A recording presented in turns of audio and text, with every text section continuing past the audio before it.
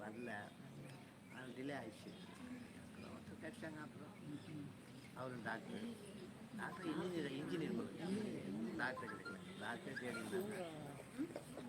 இவர் தான் இட்டு வந்தார் எங்கள் வீட்டுக்கு. திருச்சிற்றம்பலம். என்னாடுடைய சிவனே போற்றி, எந்நாட்டவருக்கும் இறைவா போற்றி.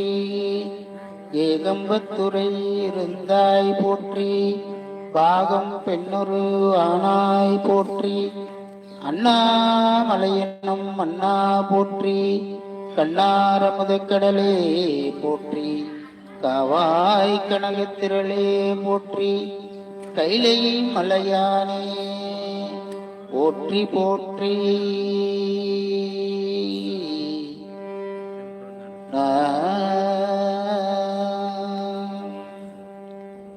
இன்றைய மாலை பொழுதிலே இது பிரதோஷ நேரம் என்று சொல்லுவார்கள்.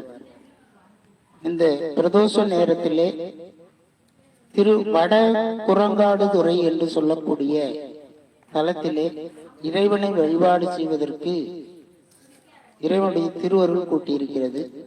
இப்பொழுது இந்த தலத்தினுடைய வரலாறு தெளிவாக நாம் சிந்தையிலே புகுத்தி கொண்டு நாம் இப்பொழுது இந்த தலத்திலே திருஞான சம்பந்த பெருமான் அருளி செய்த 3ஆம் திருமுறையிலே பண் சாதாரி பண்ணிலிருந்து ஒரு பதிகத்தினை நாம் தொடர் விண்ணப்பமாக செய்வோம். திருச்சிற்றம்பலம். திருச்சிற்றம்பலம். தயாநிதீஸ்வரர் திருக்கோயில் வடகுரங்காடுதுறை. சிவஸ்தலம் பெயர் வடகுரங்காடுதுறை. இறைவன் தயாநிதீஸ்வரர், புலைவணங்குநாதர், வாலிபுரீஸ்வரர், அழகு சடைமுடிநாதர். இறைவி பெயர் அழகு சடைமுடி அம்மை, ஜடாமகுட நாயகி. பதிகம் திருஞான சம்பந்தர் 1.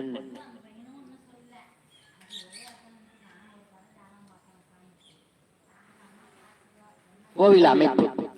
திருவையாறு அருகே காவிரியின் வடகரையில் வாலியால் வழிபடப்பட்ட இத்தலம் வடகுரங்காடுதுறை என்று வழங்கப்படுகிறது.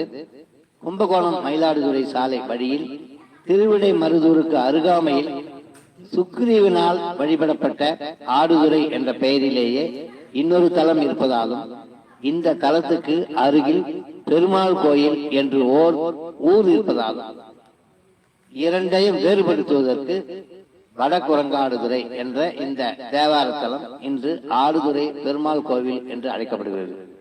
சிறிய ஊர், சாலை ஓரத்திலேயே சற்றே உள்ளே அடங்கினார் போல் கோயில் தென்படுகிறது. 5 நிலை கிழக்கு ராஜகோபுரமும் 2 பிரகாரங்களும் கொண்டு இவ்வாலயம் விளங்குகிறது. கோபுர வாயில் வழியாக உள்ளே நுழைந்தால் வலப்பக்கம் பழைய வாகன மண்டபம், அதற்கு மேற்காக நவக்கிரக சந்நிதி, சமீப கால பிரதிஷ்டை,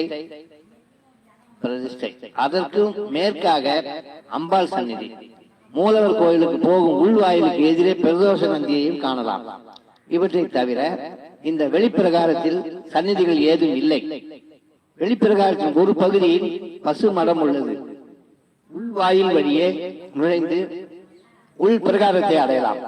வாலி ராவணனுடன் போரிட்ட சமயத்தில் அருந்த வாள் வளர இத்தலத்து இறைவனை வழிபட்டார். வாலி வழிபட்டதால் இறைவனுக்கு வாலிபுரீஸ்வரர் என்ற பெயரும் உண்டு. ஆலய விமானத்தில் வாலி இறைவனை வழிபடும் சிற்பமும், ஈசன் கர்ப்பிணி பெண்ணிற்கு தென்னங்குலை வளைத்த சிற்பமும் மிக அழகாக வடிக்கப்பட்டுள்ளது. இறைவன் கருவறை வலம் வரும்போது மூலவர் சந்நிதியின் தெற்கு சுற்றுச்சுவரும் மேற்கு சுற்றுச்சுவரும் சந்திக்கின்ற இடத்தில் வாலி சிவபெருமானை வழிபடுவதை காட்டும் சிறிய சிற்பம் உள்ளது. மூலவர் பின்புற கோஷ்டத்தில் வழக்கமாக லிங்கோத்பவர் இருப்பதற்கு பதில் இங்கு அர்த்தநாரீஸ்வரர் உள்ளார். இந்த அர்த்தநாரீஸ்வரர் வடிவம் மிக மிக அழகாக உள்ளது. தென்மேற்கு பகுதியில் மகா கணபதி சந்நிதி உள்ளது. அடுத்து வள்ளி தேவசேனா சமேத சுப்பிரமணியர் சந்நிதி உள்ளது. இங்கு முருகப்பெருமான் ஒரு திருமுகமும் 4 திருக்கரங்களும் கொண்டு நின்ற திருக்கோலத்தில் எழுந்தள்ளியுள்ளார். அருணகிரிநாதரால் பாடப்பட்ட திருப்புகழில் இத்தலத்தில் முருகப்பெருமான் மீது 3 பாடல்கள் உள்ளன. அடுத்து காசி விஸ்வநாதரும் கஜலட்சுமியும் உள்ளனர். வடக்கு சுற்றில் வடகிழக்கு மூலையில் தெற்கு பார்த்த நடராஜ சபை உள்ளது.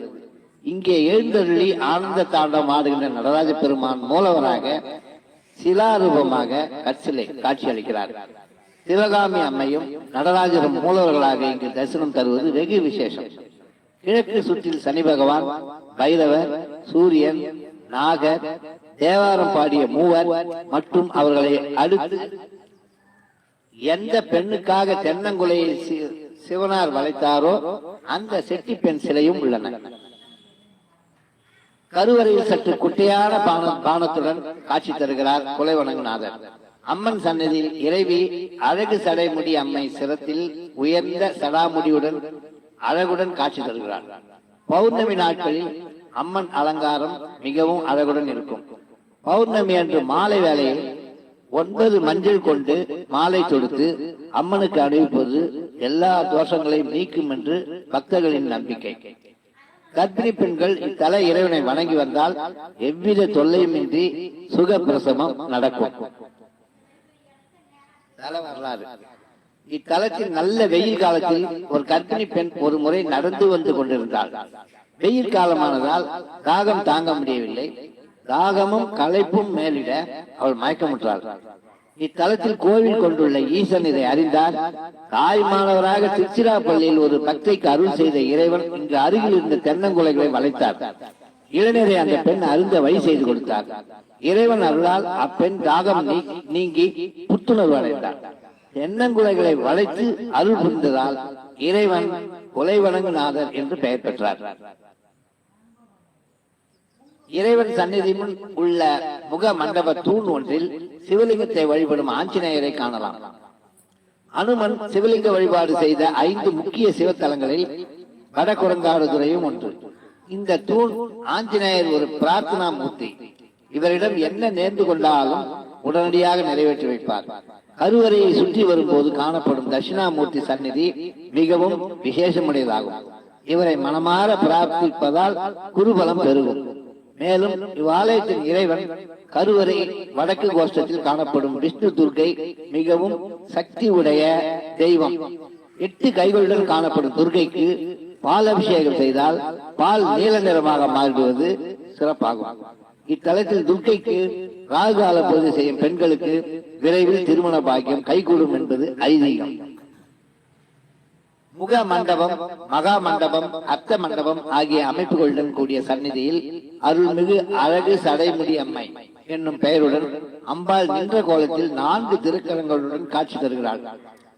ஜடா மகுடேஸ்வரி என்பது வடமொழி பெயர். அம்பாளும் பிரார்த்தனா சக்தி, கேட்டதெல்லாம் தருபவள். பிள்ளை வர வேண்டுபவர்கள் பௌர்ணமி நாட்களில் மடியில் மாளிகை கட்டி வந்து அம்மனுக்கு மஞ்சள் மாலை சாத்தினால் பிள்ளை பேரு சித்திக்கும். அம்மனுக்கு மஞ்சள் இட்டு மருதானை அரைத்து பூசி அவள் பெயரால் வருகிற பெண்களுக்கு மருதானை அரைத்து இட்டால் தடைப்பட்ட திருமணங்கள் கூடி வரும் என்பது பக்தர்களின் அசைக்க முடியாத நம்பிக்கை. திருஞான சம்பந்தர் இயற்றியுள்ள தலத்திற்கான பதிகம் 3ஆம் திருமுறையில் இடம்பெற்றுள்ளது. வாலி இத்தல இறைவனை வழிபட்டுள்ளதை சம்பந்தர் தனது பதிகத்தின் 6வது பாடல் மற்றும் 8வது பாடலில் குறிப்பிட்டுள்ளார். திருஞான சம்பந்தர் அருளிய தலத்து பதிகம் 1, அருணகிரிநாதர் அருளிய தலத்து திருப்புகழ் 3. திருச்சிற்றம்பலம்.